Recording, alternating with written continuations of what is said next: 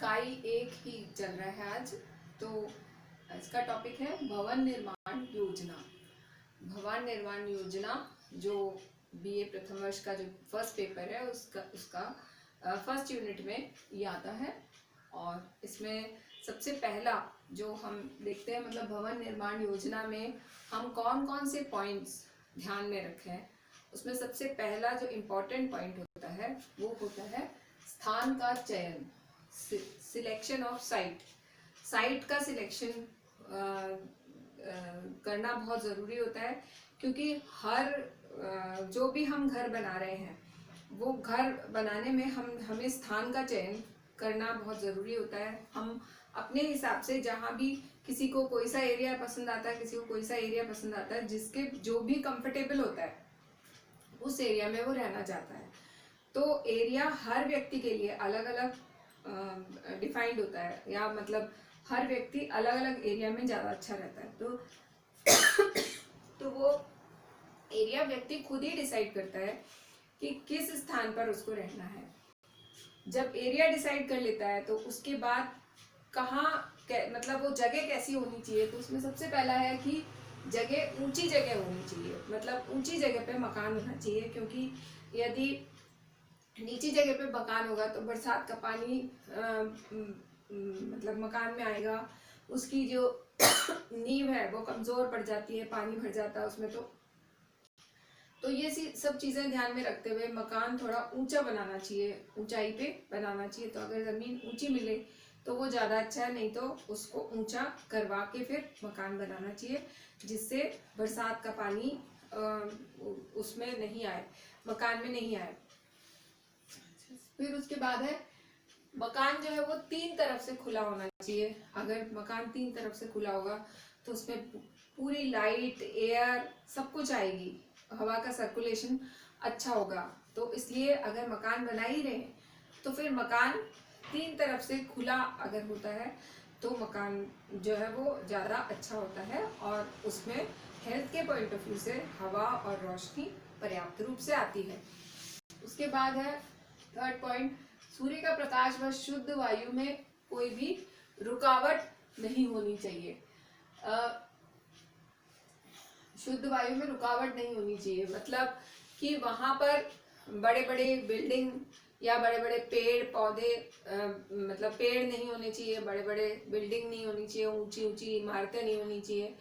मतलब जहां पर आप बनाने जा रहे हैं वहां पर जो लाइट और एयर की में कोई भी बाधा उत्पन्न नहीं होनी चाहिए, कोई भी रुकावट नहीं होनी चाहिए, ये भी ध्यान रखना चाहिए।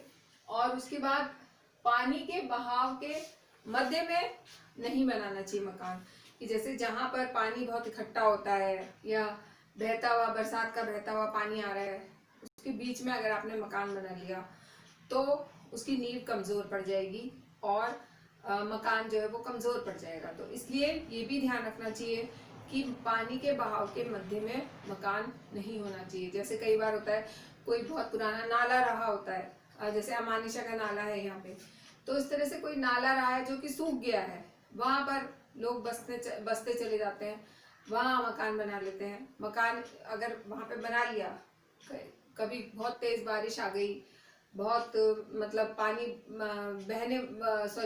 भरने वाली स्थिति आ गई, तो फिर मकान का क्या हाल होगा।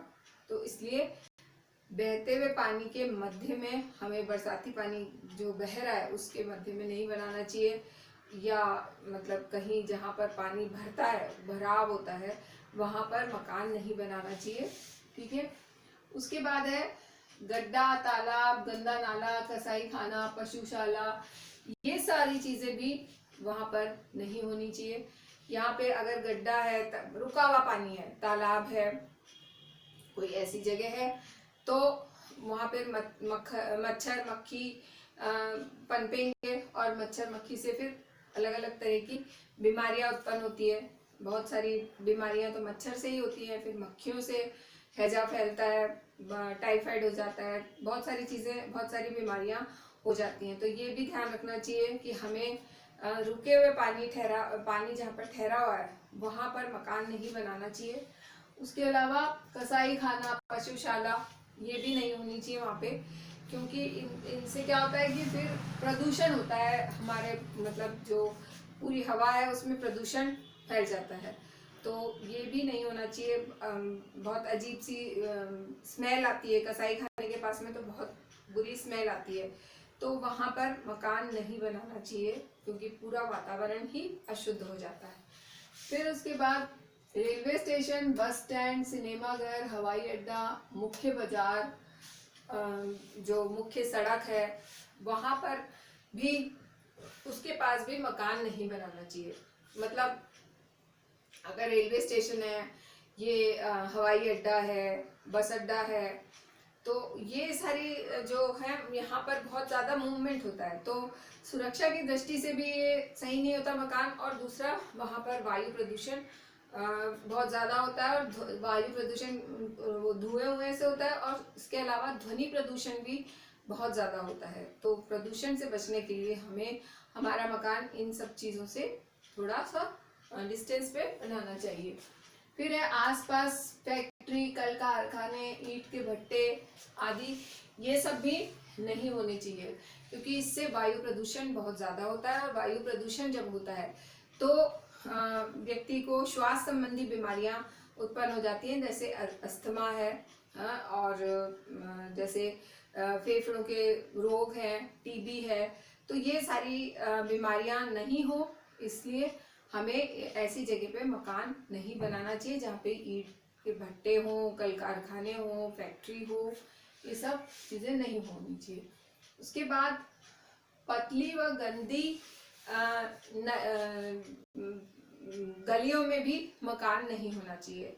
जैसे पहले शहर में हम जाते हैं, तो शहर में जो क्या कहते हैं मकान है, वो ऐसी जगह मतलब जैसे पतले पतले रास्ते, गलियां, ये सब शहर में ज़्यादा होते हैं मकान। तो इसमें भी प्रदूषण होता है, और शुद्ध हवा नहीं आती है, क्योंकि पास पास मकान बने होते हैं, पास पास सब कुछ होता है। शहर में तो बाजार सब कुछ होता है, तो वहाँ पॉल्यूशन ज़्यादा होता है। इस वजह से यहाँ पर मकान नहीं बनाना चाहिए, नहीं तो हमें कई तरह के रोग उत्पन्न हो जाएंगे हमारे अंदर। तो हेल्थ के पॉइंट ऑफ व्यू से भी